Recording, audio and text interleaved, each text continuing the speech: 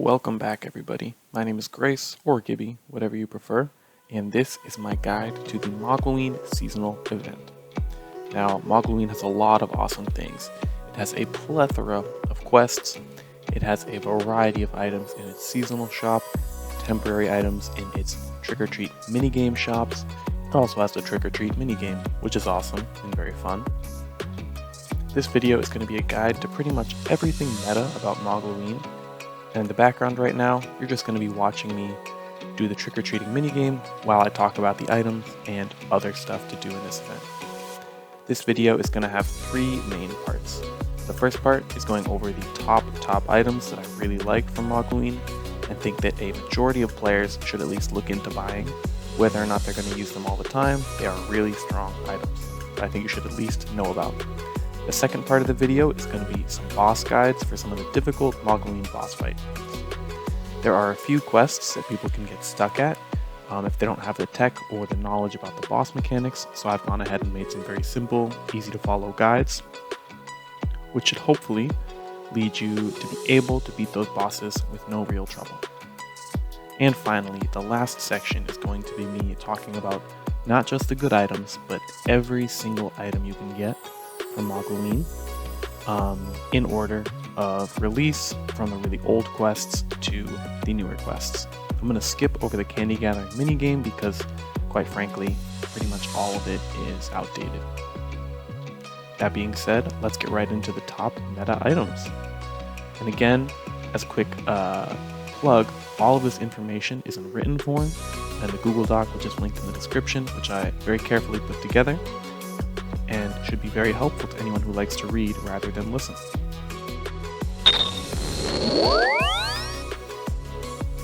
So with that being said, my favorite items from Mogloween, and I'll list them by the shop or quest they come from, are, from the seasonal shop, the Franken Twilly and Malibu Twilly guest.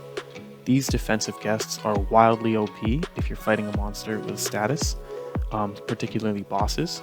They can give you up to 20 status resistance, with half the scaling coming from base and half coming from endurance and charisma. 20 status resistance is a huge benefit to the player and really helps against bosses that inflict statuses for their effects. The Infernal and Abyssal Cauldron shields. These are tokens, but they eat potions for a quick cast bonus to the player, and they're honestly comparable in power to the shield cake packages, which is awesome. They're extremely strong, they're easy to pre-charge, and they're purchasable during BF most years without the painting, so I really recommend considering either one of them, the Fire Shield or the Dark Shield. From the Pumpkin Golem's quest, you can get the Ghost Costume armor. It's just a top dodge armor for no SP or other resource upkeep, 76 MRM base compared to the average, which is 53. The Witch Hunt quest. I really like the Pumpkin Patch spell. It's a suboptimal healing spell because it costs MP but scales off endurance, but it's really nostalgic, so I just wanted to shout it out. The Measurer quest, or the Children of the Measurer, has the Homework Cannon weapon, which is a dark ranged 100 proc with 3 hits, and because of its -10 BTH lean, it's actually the strongest pure damage dark 100 proc that we currently have, ignoring triggers and whatnot. So if you're using a dark weapon on a ranger, this will be your highest damage option. It also has funny pop-ups.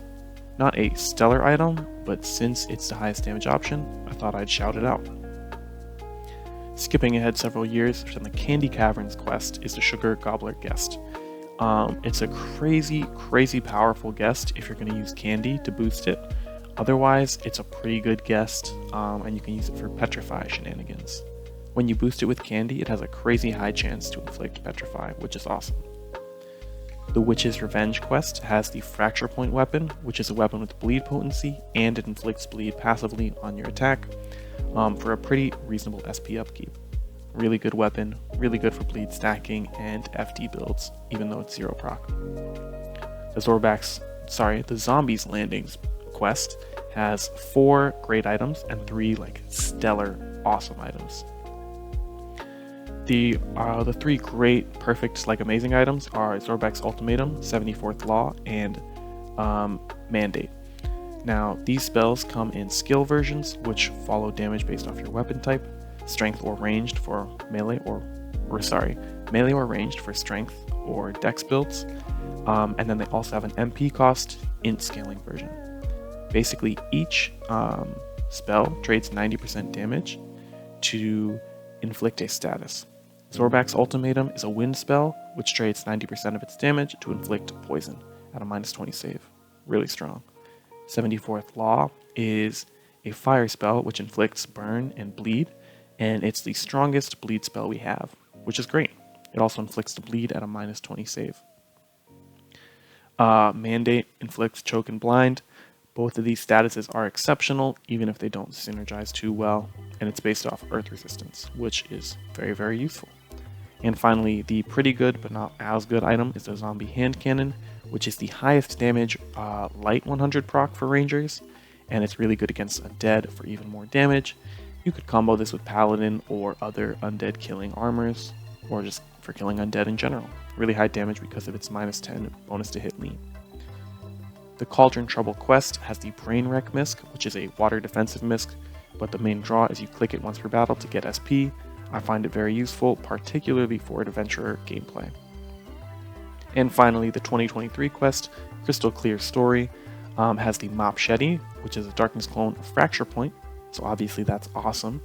And then it also has the Stygian/Benthic Cursed Crystal Wards, which are Dark and Water clones of Radiant Aegis, which means they can provide you up to 50% damage reduction for 2 clicks of 35% melee SP per turn. So for about 270 SP, you can take 50% damage from incoming dark or water damage. I find them really strong and really useful if you're going for those hyper defensive setups. Particularly for dark, there's really few good free-to-play dark shields, unless you're a warrior, so I recommend this shield highly.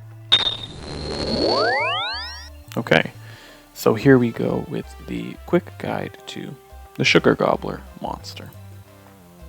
Now what I'm going to do is I'm going to switch into my Earth setup, although it doesn't actually matter because he has a massive initiative penalty.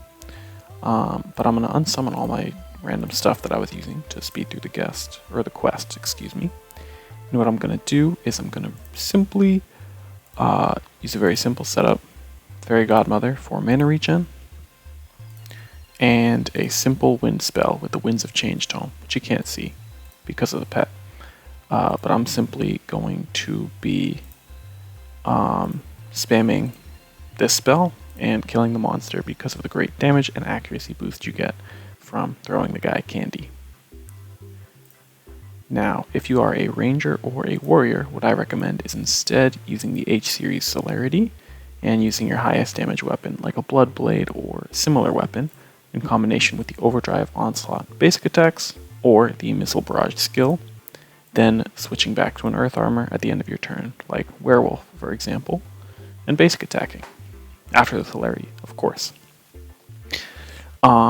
As well, you can see the MRM is really high, so if you don't use Throw Candy, you should use Auto Hit. Something like Gale Force Argent Point or Burden of Insight work great with H-Series. And it'll work well with the basic attacking too, since it has not too high ice resistance or wind resistance. It's actually weakest to wind, but you know, that's enough chatter. Let's get right into the fight. I'm going to be using the Efficient spell. And depending on how much damage I take, I have a barrier from Necromancer. Depending on how much damage I take, I'm going to be using an Intellect boosting misc or I forgot to throw candy. So don't forget to throw candy because you really take a lot of damage. See, that was through a barrier as well. But yeah, see, I use a very basic setup, no boosting, no nothing, and I do almost 2k damage for 400 mana. So the damage boost you get is very, very significant, and it makes the boss totally trivial. I went into the quest with 1800 candy from 2 trick-or-treats, and then I got like about 500 from the rest of the quest monsters, and I just made sure to eat candy right before I went to the right after the 3 uphill travelings. There, I just used a more expensive spell. It doesn't really matter. He can stun you. It doesn't really matter. If you throw candy, he'll do little damage, What does matter is if you throw candy and then he stuns you, he does a lot of damage for 2 turns because you can't throw the candy anymore. So yeah, we'll just finish him off presently. Oh, I hope I don't have to. Well, I'll just switch to any old weapon. There we go. And that's how you can do it. If you can use any wind spell, any wind damage setup, and if you're a warrior or a ranger, H series will work really, really well, especially with the candy throw damage boost. That's pretty much it for Sugar Gobbler. Hopefully this simple guide will make it so you don't have any issues. If you don't have endurance, you might want to use an Earth Mist before he uses his SP attack, in case he stuns you and then does a huge amount of damage. Alright. And just a quick clip as well of this candy reward. You can get up to 20,000, and I think the minimum is either 1,000 or 5,000, so it's very quick for farming candy. This whole process took me about 6 minutes. The Yulgourd boss is pretty infamous for being a very tanky and very high damage earth boss that also attacks with fire as a secondary element. Now I'm going to get rid of all my stuff I was using to speed quest, which was some mage boosting gear. Not relevant. The way we're going to defeat Yulgourd is by countering his stun locking potential. Now, Yulgourd has an effect where he can inflict a daze on each of his attacks. Excuse me, I sneezed. Don't know if I'm going to edit that out or not. Irrelevant. Yulgourd has a mechanic where he can daze on each of his basic attacks, and this daze can become very potent, and actually last time I tried to record a kill, I did not have Frankentwilly, and I got stun locked and died, eventually. It was really close, but regardless.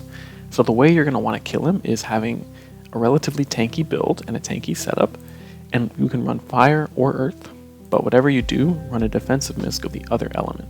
So I'm running an earth armor and shield, so I'm going to run a fire misc. The key part of this strategy is Frankentwilly. This guy gives you massive status resistance, which makes you much likely to get stun locked, much less likely to get stun locked, and for him to build up a really big stun. For my mage damage, I'm going to be using a simple wind spell in a spellcaster lean armor, as you can see. What you can do if you're a warrior or a ranger, just like Sugar Gobbler, switch into H series, do an attack with a blood blade type weapon, and then switch back to your defensive setup. Just back and forth. So with that being said, I'm going to get right into the kill, and it should be quite simple.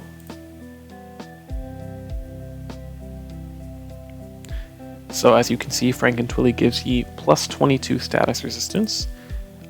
Maybe you don't have this earth shield, which is a charisma drive. Totally fine, I'll turn it off.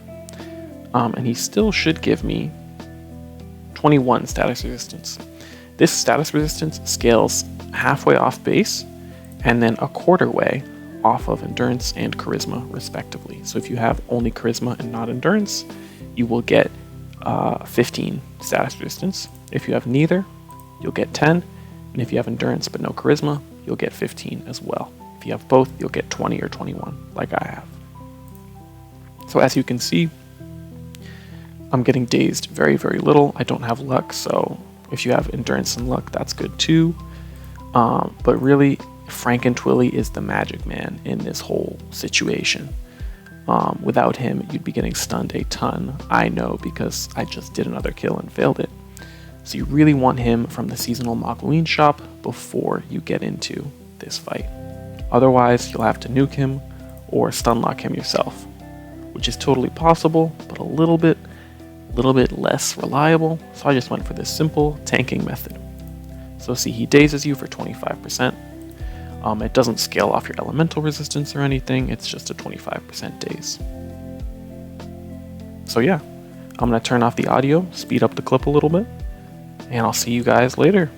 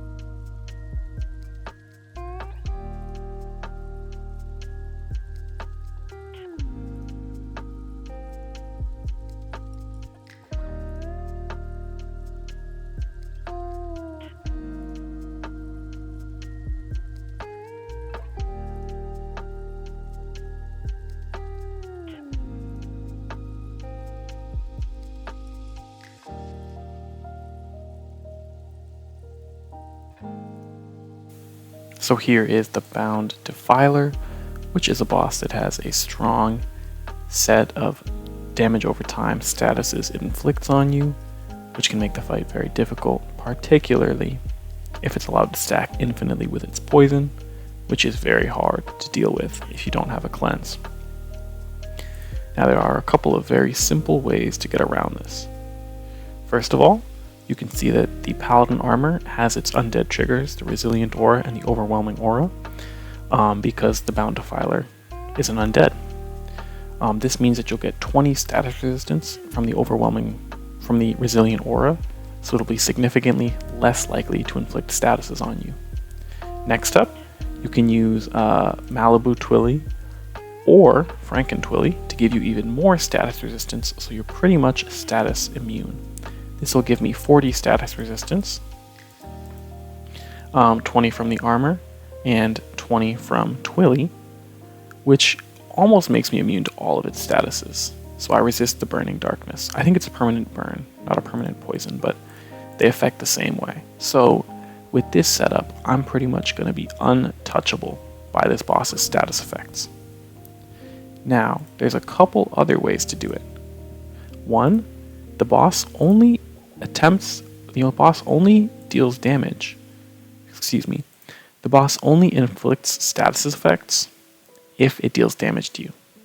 So, if you have something like Baby Egg, which gives you flat damage reduction, the boss will stop inflicting status effects because it's doing 0 damage. Another way to do this is by building up barriers. So with, say, Gandalfin or Demonic Ward, any of these types of items that are labeled to build mana shields, chi shields, or barriers, the Haunted Dragon Lord items if you're a warrior. There aren't that many ranger options, unfortunately. But all of these methods will make it impossible for the boss to inflict statuses on you, because the boss can't inflict statuses on you if it deals 0 damage. So Baby Egg or other damage reduction sources is another way to remove the mechanic from this boss. And finally, the Protosea Misc, which I didn't bring with me. But the Protosea Misc is a misc that is a tokens misc, and it can cleanse any dot status on you, as well as give you status resistance to dots, but that's currently bugged. But that being said, what it can do is it can cleanse statuses, and importantly, even the level 10 version, which is gold cost, can cleanse level 150 statuses. It just gives you a weaker SP regen and still has that max SP cost from the high level statuses. So, to summarize, the 3 methods are 1. Use Paladin and Franken Twilly to reduce the chance the monster has of inflicting statuses on you.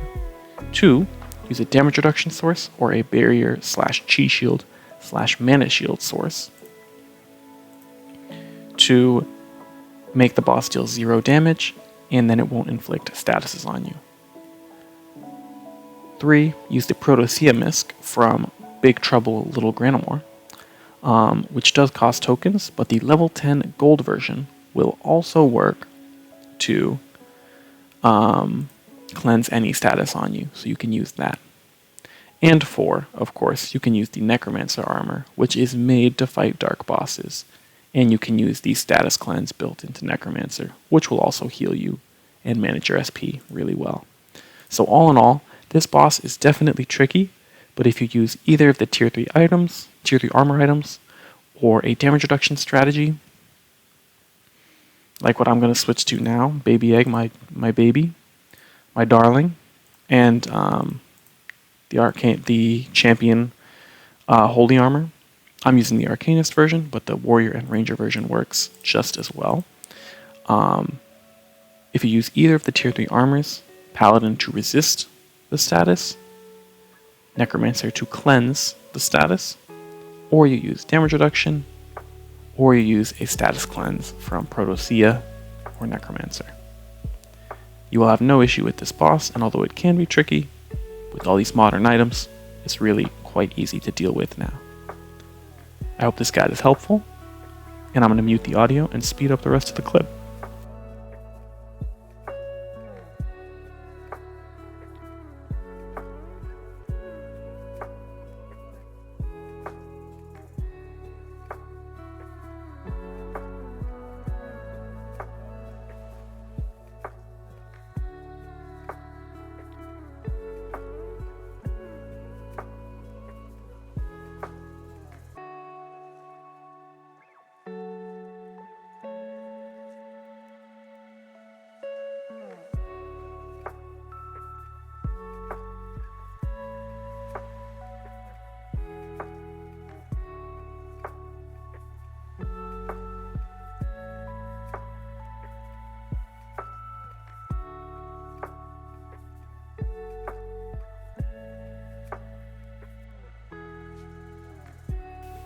The Hungry Horde is a mob boss, which basically has 20 goons. As you can see, they're labeled number 20, number 19, number 18, number 17, and there are 16 more after I kill these ones, which will eventually replace the ranks. Now there are a couple of great ways to do this. The Necromancer armor and the Paladin armor, whichever class title you have and use. Both of them are very effective. Paladin obviously counters undead, and Necromancer is a very good spellcaster armor for mages and people with charisma. Now the way I'm going to be doing this is first I'm going to do a little bit of tanking and slow DPS, just so you guys can see how it goes. So I'm just going to attack the monsters a little bit. They'll attack me back, but I'll use my Fairy Godmother pet to prevent myself from losing too much HP. And you can supplement the Fairy Godmother for pretty much any healing source. You could also use the Call Twilly Guest. Personally, I have the Malibu Twilly Guest myself, which splits between disease resistance, or status resistance, and healing. So that'll also help you resist the disease which they inflict, which can be kind of annoying if you're trying to heal them. Using a Darkness Mist will also reduce the amount of disease they inflict, because the disease inflict is based off of damage. The method I'm going to show you though that I really recommend actually saves you a lot of time, because even if you have a great tanking setup, what you'll find is that really when it comes down to it, this just takes a long time to kill all these zombies. Even if you're not in any danger of dying, it just takes a really long time. So what I'm going to do is I'm going to prep each zombie to be nuked. So the first zombie, I'll hit it till it has about 1k. Second zombie, I'm also going to attack it until it has about 1k, which could be 2 turns or so. And you'll see what I'm doing, but basically what I'm going to do is I'm going to get all the zombies a little bit low. You could do with getting them lower if you don't have as strong a nuke as I do, but I'm going to use a very strong nuke. But the way this works is if you hit the zombie, kill each zombie, and then hit the horde again after all the zombies have died, the whole monster just dies. It just bugs out. And so that's what I'm going to set up. So I'm going to damage all of the zombies a little bit to about 1000 HP, and then I'm going to use Celerity and cast as strong a nuke as I can. Sometimes they'll regenerate, but it seems like when they regenerate, they only heal the zombie that you're targeting. So it's not really a big deal. You don't have to focus on it very much. If you're going to do this tanking method, this slow kill, I do recommend Malibu Twilly or Franken Twilly, because resisting the disease will mean you can heal more, which will just make it a lot easier. Okay, so as you can see, the monster is at about half HP, even though I haven't killed any of the zombies in a while. So I'm going to attack it one more time, then set up my nuke. I think that should be good. Oh, it healed a little bit. No big deal. So for me, I have a couple of nuking tools to help myself out. What I'm going to do is use Time Gauntlet to lower their defense. Didn't work, no big deal. I used Arcane Amplification to boost my accuracy. I'm going to use Celtic Wheel to boost my intellect. And I've got some other items here as well. Shadow Feeder Pendant to give myself celerity. Okay, well, eventually Shadow Feeder Pendant to give myself celerity.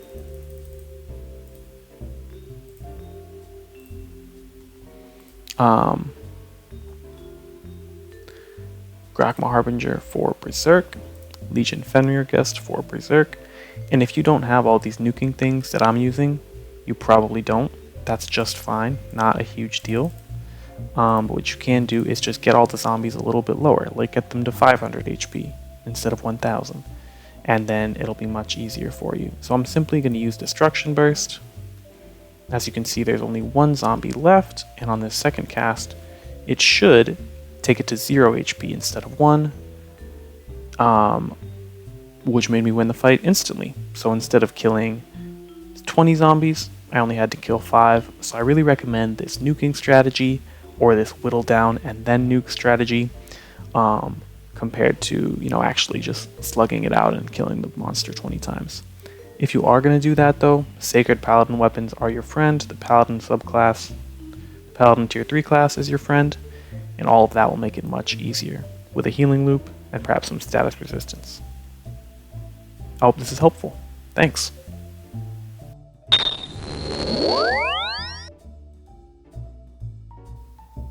Okay, so there are all the boss guides, and now what I'm going to do is go through every quest in detail.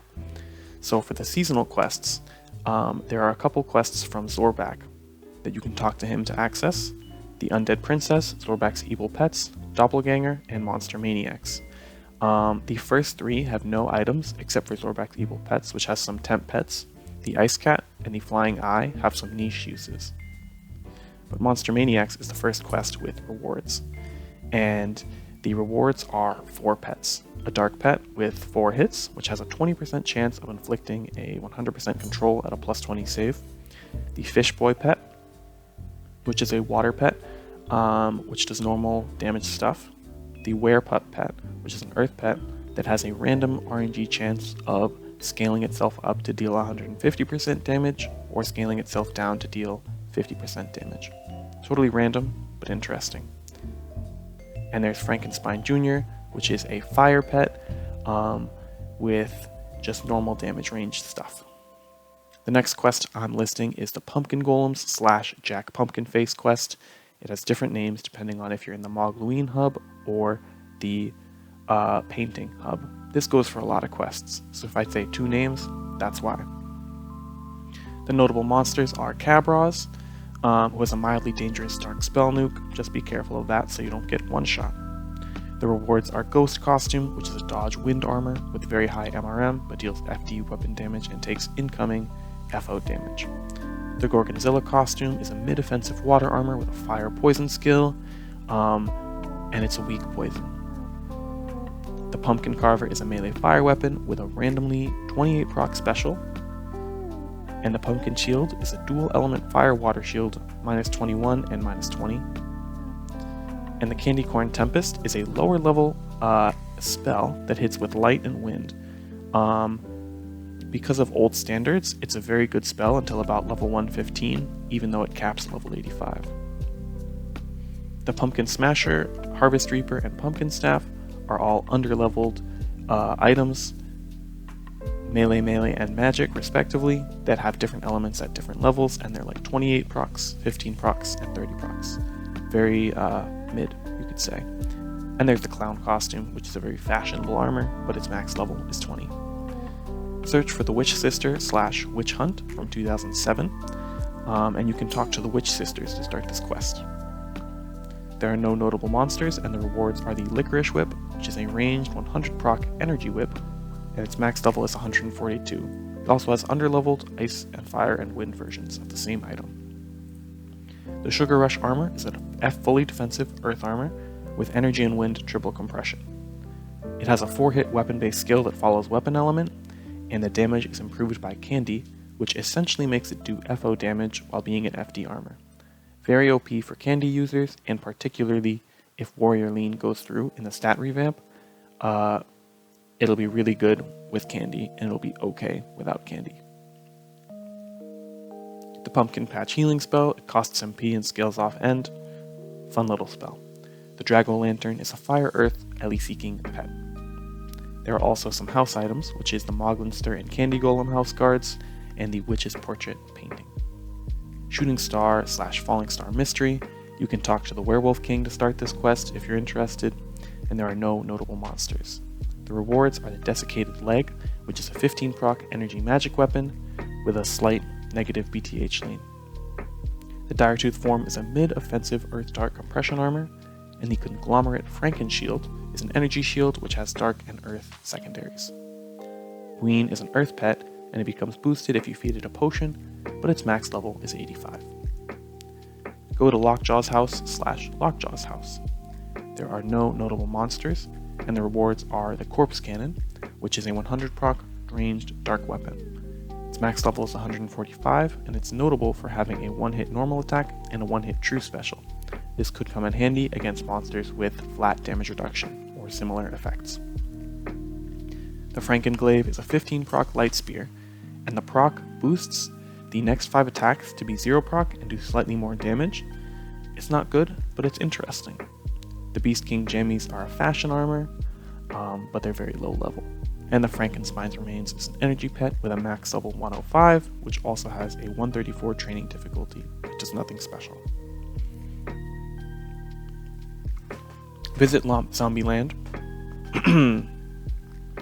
Visit Zombieland/Zombielands. There are no notable monsters, and the rewards are the Taladosian Tart, which is an energy mist that summons an energy guest, which deals bonus damage to zombies. The Sako and Rocco pet is a dark pet that deals on average 25% more damage if you have candy. The Children of the Measurer is the quest from 2013, and it forces you to use a dark 100 proc weapon that follows your main stat unless you're a warrior, in which it defaults to ranged, which can cause problems. What I find is very effective is bringing a Backlash pet and guest to this quest, like Essence of Carnage and Anger Linorm, since you can't damage the monsters in pretty much any other way that you normally can, since you're fighting like kids in the quest. So Backlash really speeds up the quest here, I'd recommend. The kids can technically stun lock you as a notable monster effect, but it's pretty rare and Backlash will make this not happen. The rewards are the Homework Cannon, 100 proc, which is a ranged 100 proc dark weapon with a minus 10 bonus to hit lean, and it has funny little pop-ups when you attack with it. The Measures Totem is the other reward, which is a 20 proc true special energy wand with nothing notable. Dollmaker Part 1 has no notable monsters, and the rewards are the Arctic Stall, which is a magic 100 proc light wand that triggers against undead and to do a little extra damage, and the Galanoth Doll, which is a magic 100 proc earth wand that triggers against wind dragons and then other dragons, and then has a down trigger against other stuff. The Dollmaker Part 2 is a quest with no notable monsters except the Nightmare Rook, which is very slow if you don't have a harm damage source, and you should bring some harm damage. Backlash does work, but it's very slow because they deal next to no damage. The rewards are the Yukara Doll, which is a 100 proc magic wind weapon with a 10% damage boost against creatures lacking int. The doll form is an FD earth armor with 44 ice resistance and slightly higher dodge than normal. And the Elbe doll is a light dark random attack pet, which deals 20% damage to compensate for that random element. The Ghosts in Moglin quest requires 10,000 candy unless you have the painting, in which it's free, and there are no notable monsters. The rewards is the Mogloween Ghost Wind Pet, which has 1 strong attack and 1 weak attack, equal chance, averages out to neutral damage. It steals 20 to 30 candy per attack, which can help you generate candy passively.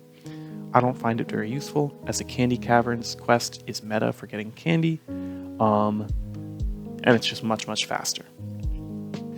The Mysterious Artifact quest has no notable monsters, and the rewards are the Pumpkin Fang Weapon, which is a magic 0 proc water dagger that boosts damage from water spells by 18.75%, and the Paladin Lord's Axe, which is a melee light axe that deals 10% damage more against undead, and becomes slightly more accurate. It doesn't compete well with other undead trigger light weapons. The Grand Pumpkin / Grand Pumpkin is a quest with a bit of a funky mechanic at the beginning, where you have to either fight or get lucky to fight the boss. What I think you should do is enter with a full SP bar, search for the Grand Pumpkin, and high roll to get your luck roll to win, and then defy it with SP. Otherwise, battle the monsters a few times or sacrifice candy to make it an easier chance. Make sure to top up your SP after each fight though, so you can get that high roll to be more likely. The Grand Pumpkin has a stun effect on its SP attack, but it's very weak. Not really anything to worry about. The Pumpkin Slayer and Reaver weapons are ranged and melee, 0 proc water sword / scythe, and they have 50% damage to deal slightly more damage for the Slayer sword, or 50% more accurate for the Pumpkin Reaver scythe. The Candy Caverns quest is a maze, and you can eat candy after each fight to heal.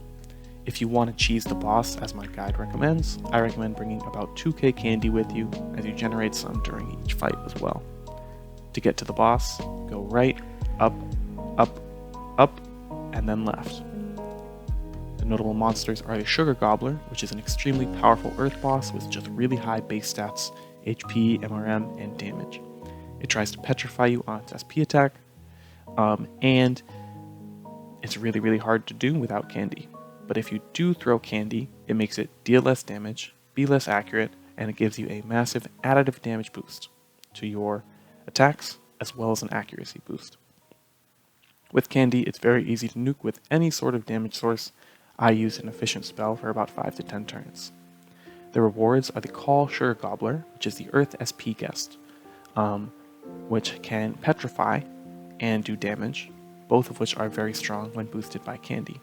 You can also get the Sugar Gobbler House Guard and the Savior of Mogloween title. If you give the candy back, you access the shop. If you keep the candy, you get 1 to 20,000 candy as a reward. Scourge of Pumpkin Spies / the Pumpkin Spies.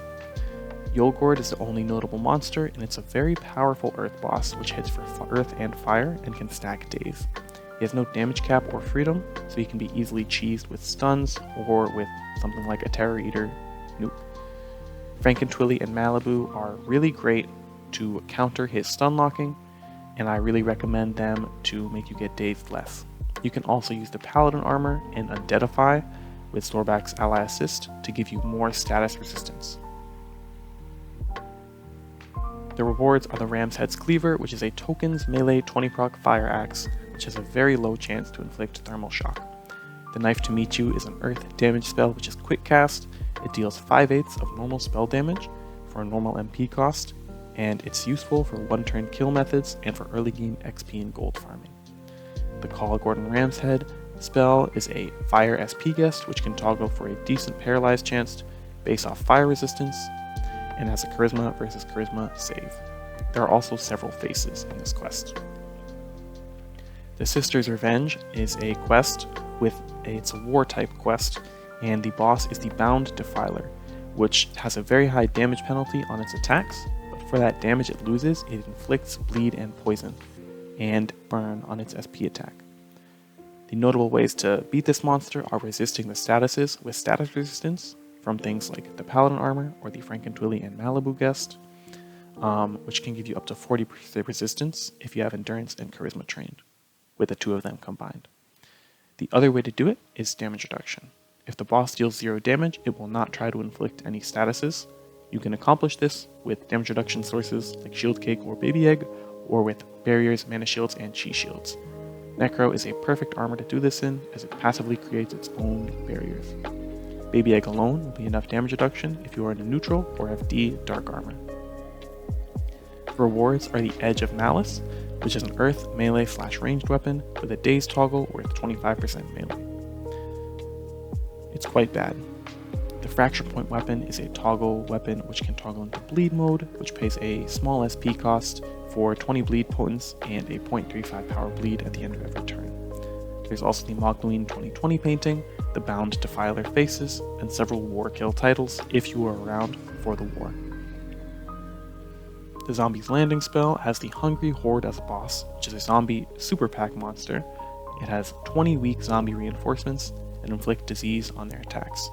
If you wish to count how many you've killed, you can check the targeting options, because the zombies are numbered 1 to 20, or 20 to 1 to be more accurate.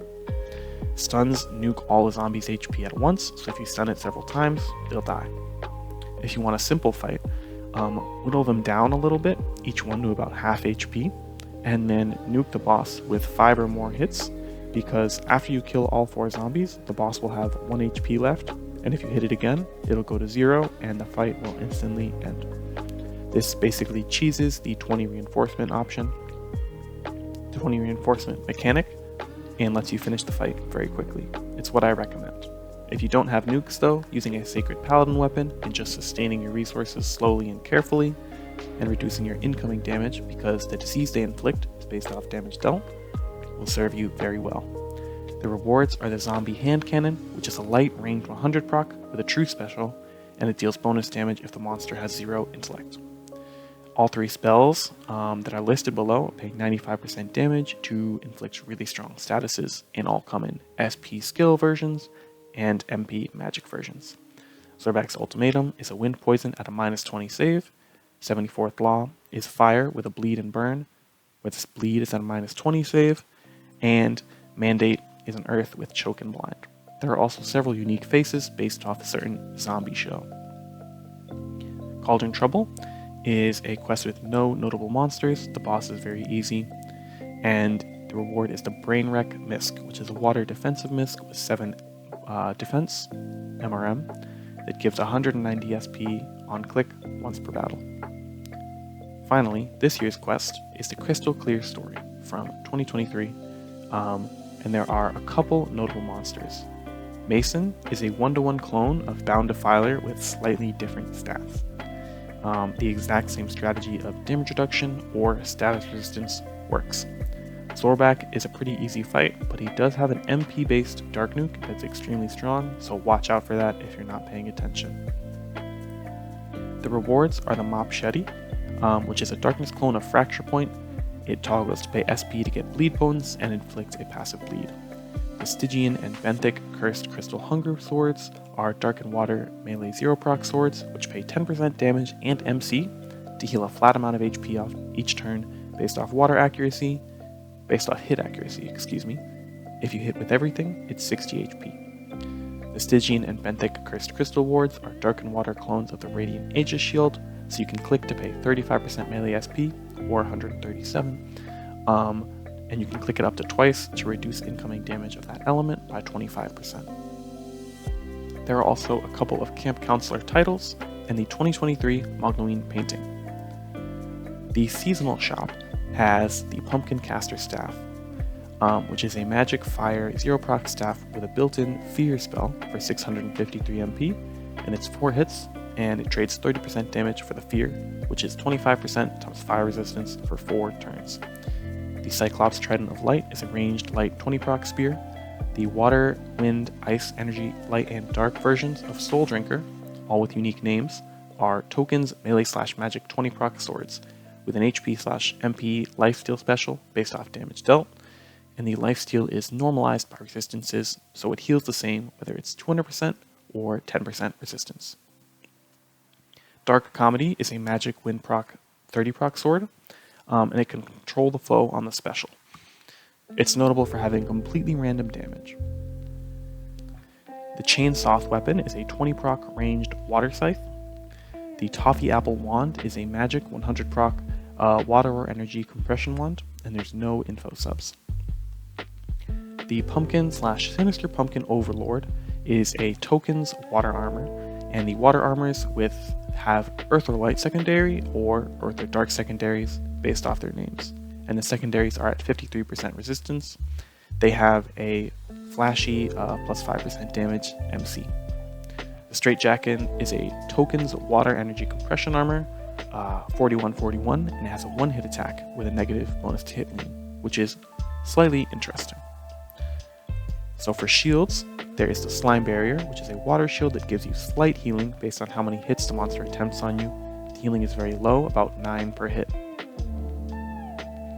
The Infernal Cauldron is a token fire shield, and it has 3 quick cast skills that consume a potion. The first skill gives 25% Alien power for 4 turns.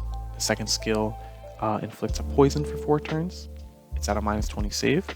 And the final skill uses 2 potions and inflicts a 25% Ellie vuln for 8 turns and 8.5 defense loss. The Abyssal Cauldron is the exact same, but it's a dark shield instead of a fire shield. For pets, there's the Unlucky Rabbit, which is a dark pet that can toggle to reduce enemy luck by 128 charisma versus charisma save. Something is a dark pet with average 2 hits and a +5 accuracy lean. For miscs, there is the Scarecrow's Heart Amulet, which is a dark misc that gives 20 panic potence and fear potence, and 50 charisma and luck, and boosts darkness damage by 22%, which is halved for spells.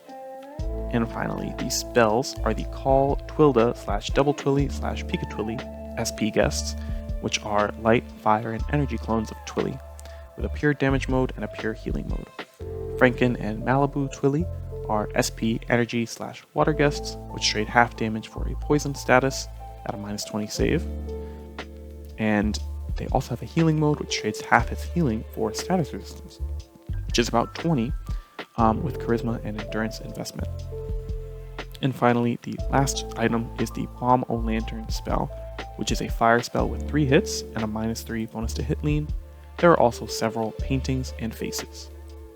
There are several items you can get from the candy trade, but the only one that I discovered that was notable is the pumpkin armor, which is a clone of the Z token armor, which serves as semi-triple compression. Everything else is pretty much just for fun, and nothing too interesting. With that being said, thank you for watching. I hope you found this video helpful and informative.